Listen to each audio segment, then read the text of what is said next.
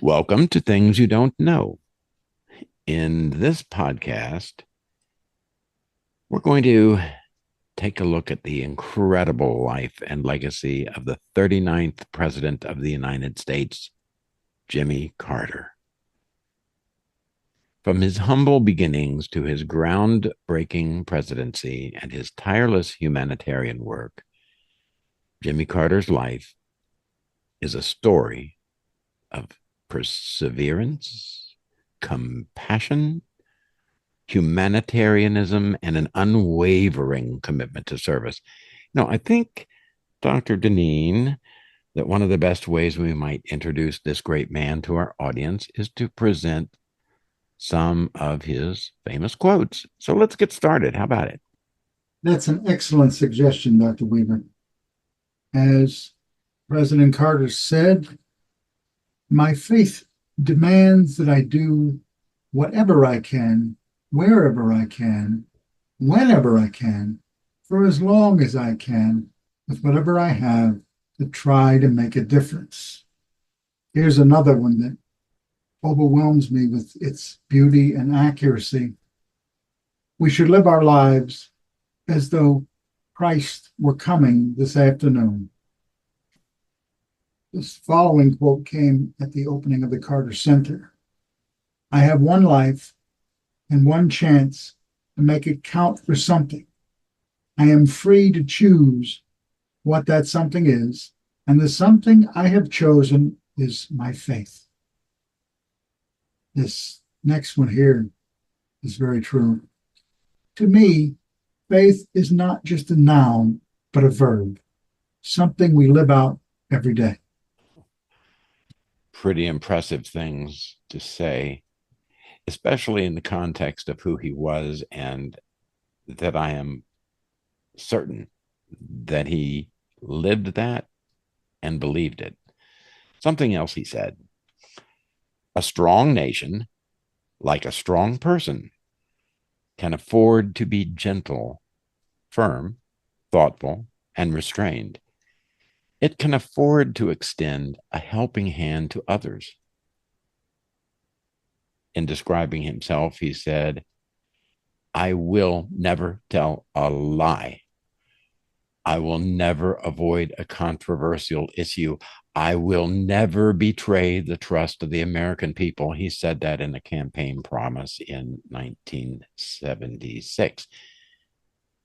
He also said, let us create together a nation inspired by the love of liberty, sustained by civic pride, and carried by the power of a free people to overcome adversity.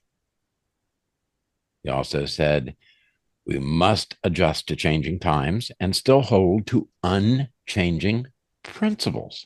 I think that's really very potent statement there. It certainly is not always easy to do, but vital. He summed up the cornerstone of his presidency when he said, human rights is the soul of our foreign policy, because human rights is the very soul of our sense of nationhood. His lifelong commitment to bringing peace whenever possible is summed up in this quote. War may sometimes be a necessary evil, but no matter how necessary, it is always an evil, never a good. We will not learn to live together in peace by killing each other's children. Whoa. Strong words, true. Very. His spirituality came out in his efforts to create the Camp David Accords between Egypt and Israel. The Bible says, he said, blessed are the peacemakers. I took that seriously, and I believed that God had given me an opportunity to help bring peace to the Middle East. There was another quote concerning that same agreement that sums up a good principle for negotiation. Unless both sides win, no agreement can ever be permanent. He had an interesting and very true idea about diversity of identity. We become not a melting pot, but a beautiful mosaic. Different people, different beliefs, different yearnings, different hopes, and different dreams. Oh, he also talked about and wanted to do something else. And it's sort of summed up in an overarching kind of principle. We must treat every person on earth with equal dignity and respect, regardless of their race, religion, gender, or nationality. In that same vein, he also said the measure of a society is found in how they treat their weakest and most helpless citizens. That's been said by several other people, but it appears to me that he believed it to the depths of his soul. He also said that the bond of our common humanity is stronger than the divisiveness of our fears and prejudices. About America, he says America did not invent human rights. In a very real sense, human rights invented America. Wow. Wow. Something else he said is you can do what you have to do. And sometimes you can do it even better than you think you can. Real strength. He also said, we should live our lives as though the world will never end, but we should be prepared as though it might end tomorrow. Hmm. And he also said that you have to have two loves in your life for God and for the person in front of you at any particular time. Very true. He recognized the common humanity of every individual in this following quote. Like music and art, the love of nature is a common language that can transcend all political or social boundaries. The next quote is from the famous speech during the second oil crisis.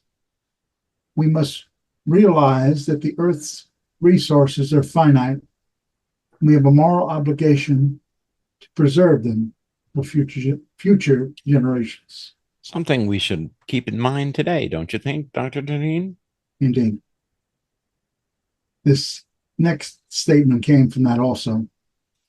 We should be prepared to take intelligent actions to deal with the long-term challenges such as climate change and energy independence. The next statement relates to individual struggles and their impact on a national challenge. We are not at peace with others because we are not at peace with ourselves. And we are not at peace with ourselves because we are not at peace with God. He celebrated necessary risk taking when he said, go out on a limb. That's where the fruit is. I got to remember that one. I want to use that sometime. Don't you? Indeed. It's a very pithy, but very accurate and somewhat amusing statement. Very much. Yeah. The last statement showed how his deep religious faith penetrated his entire life. When I faced difficult decisions in my life, I often prayed for guidance and reflected on the lessons my family and faith had taught me in my own small way. That's a practice I try to imitate. And I must say, you do it very well. Thank you. I am humbled to know you.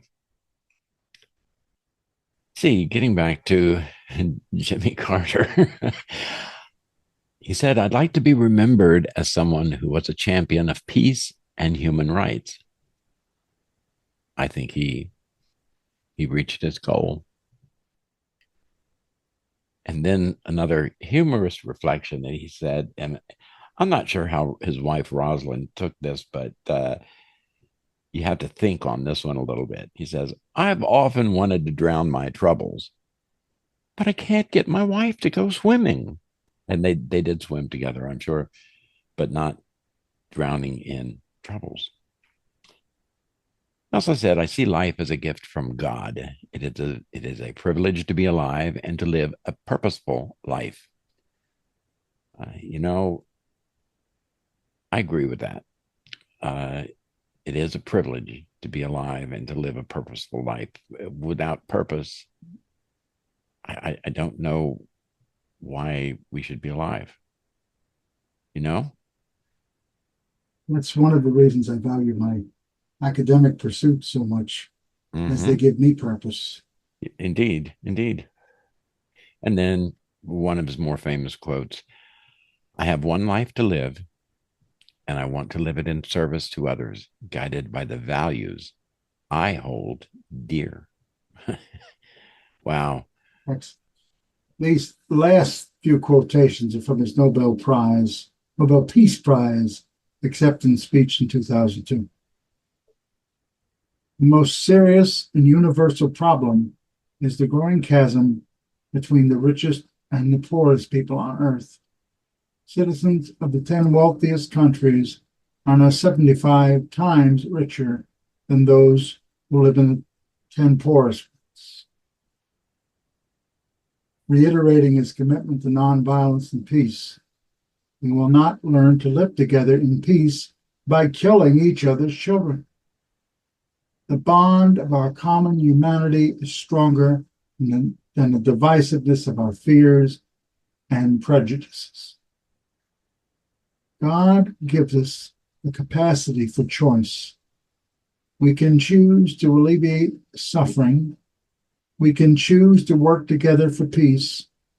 We can make changes, and we must. Okay. Now we have a picture of this rather incredible man. Let's get down to some facts and take a biographic look. James Earl Carter Jr. was born on October the 1st, 1924, in the small town of Plains, Georgia. Raised during the Great Depression, Carter grew up on a peanut farm owned by his family. It was here that the young Jimmy Carter learned the values of hard work and integrity, qualities that would shape his entire life. Although his family was relatively well off compared to many of their neighbors, Carter witnessed firsthand the racial and economic inequalities of the segregated South. These experiences would deeply influence his worldview and his commitment to social justice later in life. Hey, did you know that Carter was the first U.S. president born in a hospital? I didn't know that. Did you, Dr. Deneen? I did not. You know, it's a small fact, but what it underscores is the dramatic changes America was undergoing during Carter's lifetime. Okay, so after high school, Carter attended the United States Naval Academy, where he excelled academically and embarked on a promising career as a naval officer. When his father passed away in 1953, Carter made the decision to leave the Navy and return to Plains to take over the family farm. This decision marked the beginning of his journey into public service. His mother, Lillian was her name, was a nurse with a deep sense of compassion. And his father, Earl, was a farmer and businessman who instilled in Jimmy the values of honesty, hard work, and a respect for others. But it was Carter's own relationship with God that became the cornerstone of his life. From his early age, he was an active member of the Plains Baptist Church, where he taught Sunday school.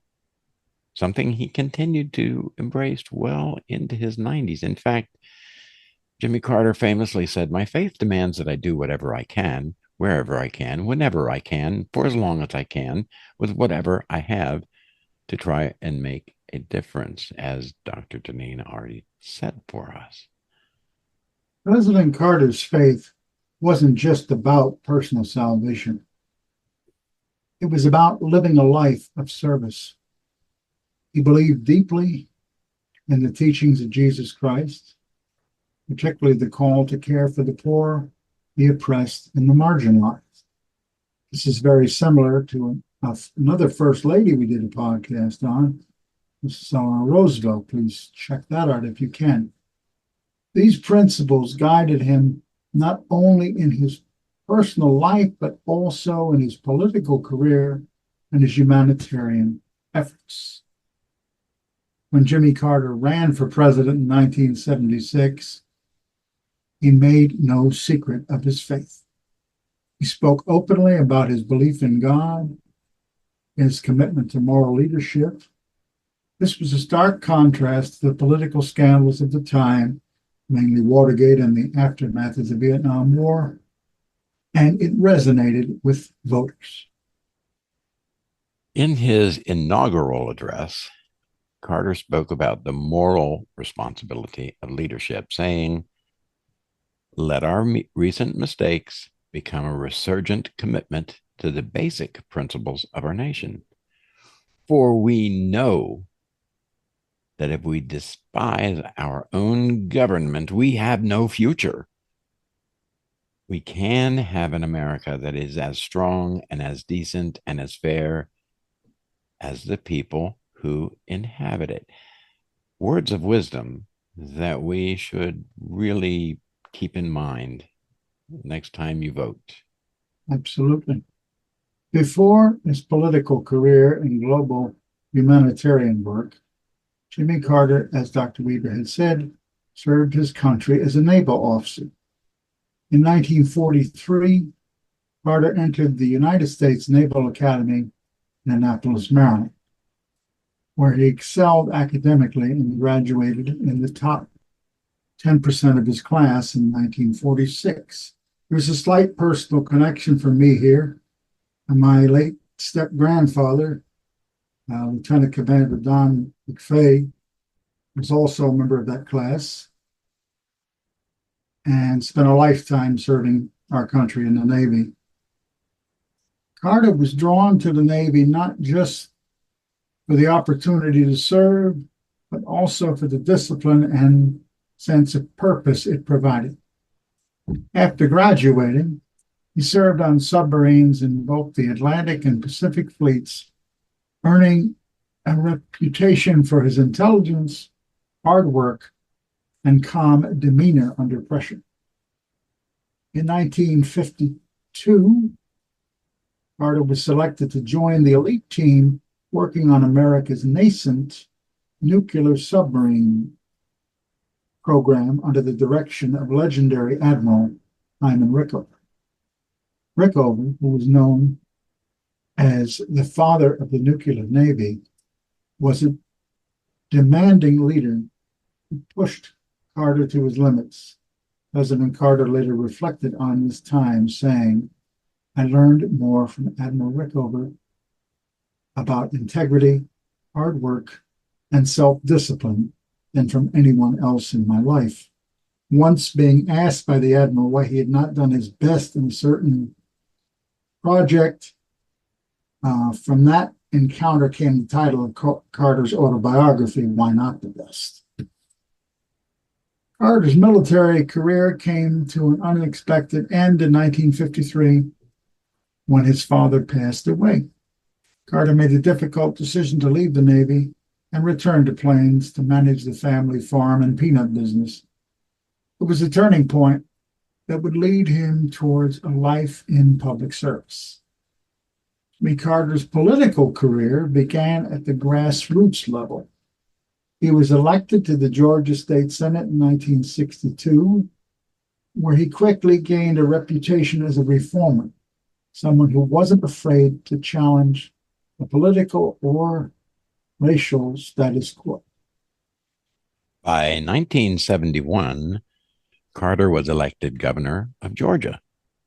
As governor, he pushed for racial integration and modernized the state government, earning respect for his progressive policies. Carter was ahead of his time in recognizing the need for racial equality and fairness, even when it was politically risky.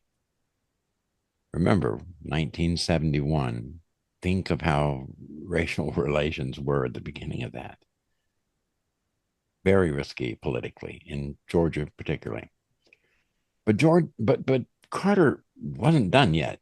In 1976, in the aftermath of Watergate, Carter launched an improbable campaign for the presidency with a promise to restore trust and integrity to the White House.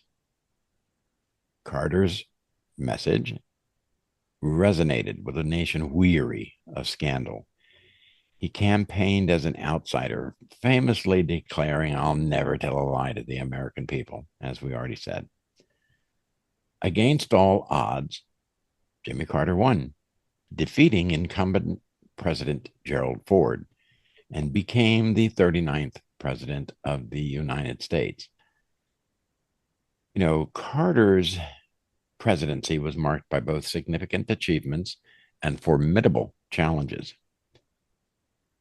One of his greatest accomplishments was the historic Camp David Accords in 1978, which brought together Egyptian President Anwar Sadat and Israeli Prime Minister Menachem Begin. This peace treaty between Egypt and Israel remains one of the most significant domestic achievements in modern history and contributed to Carter winning the Nobel Peace Prize decades later. Another great achievement was returning the Panama Canal to the Panamanians, not a subject of recent controversy. On the domestic front, Carter prioritized energy reform, recognizing the importance of renewable energy long before it became a mainstream issue.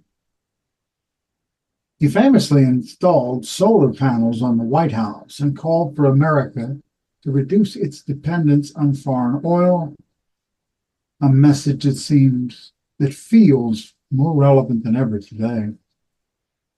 Carter also expanded human rights as a cornerstone of U.S. foreign policy. He wasn't afraid to stand up to dictatorships of all kinds and call out abuses, even when it wasn't politically expedient. His commitment to human rights would define much of his legacy. However, Carter's presidency wasn't without challenges.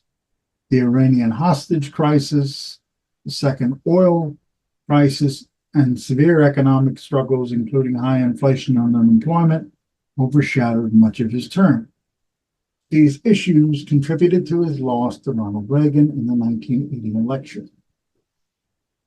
You know, it's interesting that the Iranian hostage crisis was really a matter of timing more than anything else, because Carter was the one who actually arranged for their release, but it didn't happen until what? Ronnie Reagan was already elected. Anyhow, as we'll see, leaving the White House was far from the end of Jimmy Carter's story. In fact, for many, it was the beginning of his most impactful work. After leaving office, Carter set an extraordinary example of what a former president can achieve. He founded the Carter Center in 1982, an organization dedicated to promoting peace, fighting disease, and advancing human rights around the world. One of the Carter Center's most remarkable achievements has been its work to eradicate the guinea worm disease. It's a debilitating parasitic infection Thanks to their efforts, cases have dropped from 3.5 million in 1986 to just a handful today, a testament to Carter's commitment to improving lives in some of the world's poorest communities. And the interesting thing to me is that though he did that, as with so many other things, he didn't make it a public thing. He didn't go around telling people and bragging about it. He was no megalomaniac, that is for sure. He just did it because it was the right thing to do. Carter also became a familiar sight on Habitat for Humanity work sites. Hammer in hand, building houses for families in need, even into his 90s. Carter was out there working side by side in the dirt with volunteers, showing the world that service doesn't stop with age or your assumed status as former president. No, he considered himself just a man doing the best that he could. And let's not forget his tireless work as an advocate for fair elections and democracy, monitoring elections in over 39 countries and ensuring that the voices of the people were heard. For these efforts, Carter received the Nobel Peace Prize in 2002, becoming the only U.S. president to win the award after leaving office. Jimmy Carter's life is a testament. It's a testament to the power of humility, resilience, and service. Whether as a farmer, a governor, president, or a humanitarian, Carter has always put the needs of others first. As we said before, he once said, "My faith demands that I do whatever I can, wherever I can, whenever I can, for as long as I can, with whatever I have to try to make a difference." At a time when the public trust in leaders often feels in short supply, Carter's example reminds us of what true leadership looks like. As president, Carter's faith was most evident in his focus on human rights. He believed that every person was created in the image of God and deserved dignity and respect. This principle guided his foreign policy, most notably in his mediation of the Camp David Accords, as we said, the historic peace agreement between Egypt and Israel, which cost President Sadat his own life. Carter's belief in reconciliation and forgiveness played a crucial role in bringing together two leaders who had been bitter enemies. We see this again domestically in his act on his very first day in office, pardoning Vietnam draft evaders, and his efforts later on to restore democracy in Haiti and prevent a second war in Korea. In a later speech, reflecting on the Camp David Accords, the president said, "The Bible says, 'Blessed are the peacemakers.'" I took that seriously, and I believed that God had given me an opportunity to help bring peace to the Middle East. It wasn't easy, but faith gave me the strength to persevere. For many, Jimmy Carter's post-presidency is where his faith truly shined. As Dr. Weaver said, in 1982, he founded the Carter Center, an organization dedicated to promoting peace, advancing human rights, and fighting all types of disease. Through the Carter Center, he worked to eradicate guinea worm disease, as we said before, monitor elections in developing countries, and mediate conflicts around the world. As Dr. Weaver reminded us, Carter also became a lifelong volunteer with Habitat for Humanity, personally helping to build homes for families in need, not as mere charity, but an opportunity to assist those in need while allowing them the dignity of participating in their own efforts. He once said, "My faith tells us we're all equal in the eyes of God.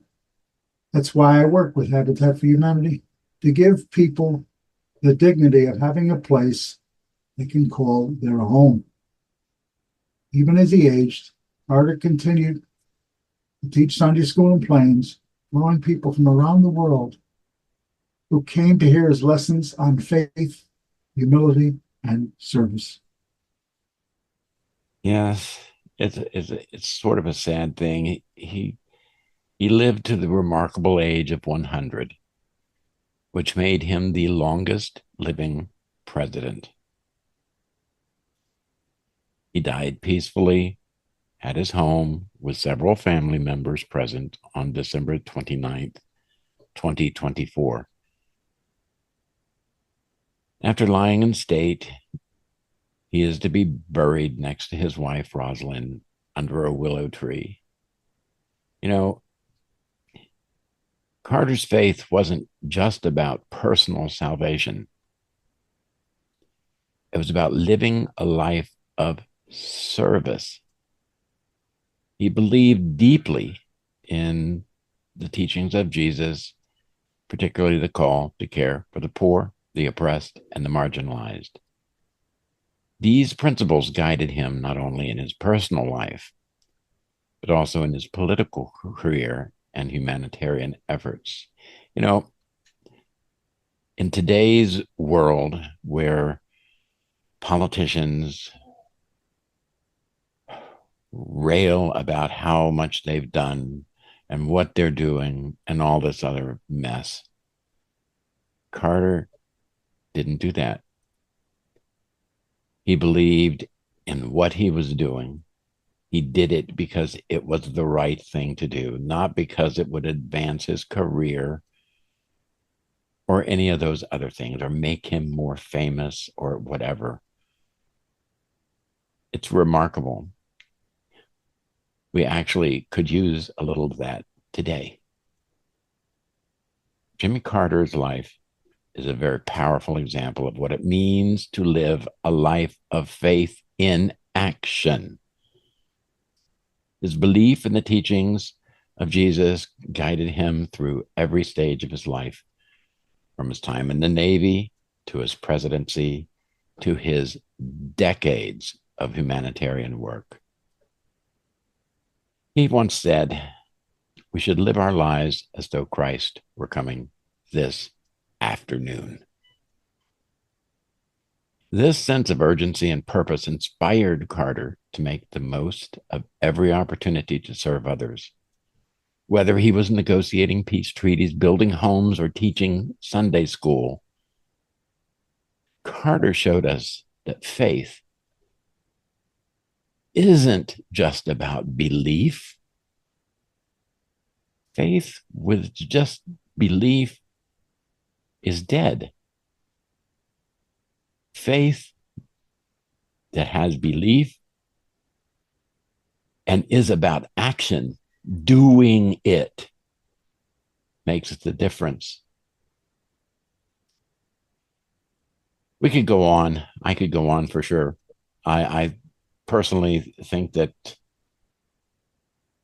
Jimmy Carter, he was critical for this country in restoring the integrity of the presidency of the United States. And in by so doing, also restoring the integrity of the United States of America, adhering to the principles, the higher principles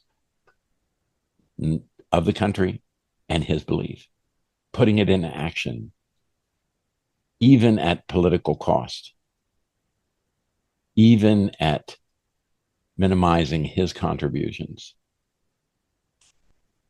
For me, his death. I'm glad that he's released and gone to hopefully a much better place and joining his beloved Rosalind. But we should learn from what he did and what he said and put it in action. Don't just think it. Don't just believe it. that is dead. Put it into action. Do it. Do it. So, anyhow, go ahead. Oh, I'm sorry. I was just going to say I couldn't agree more.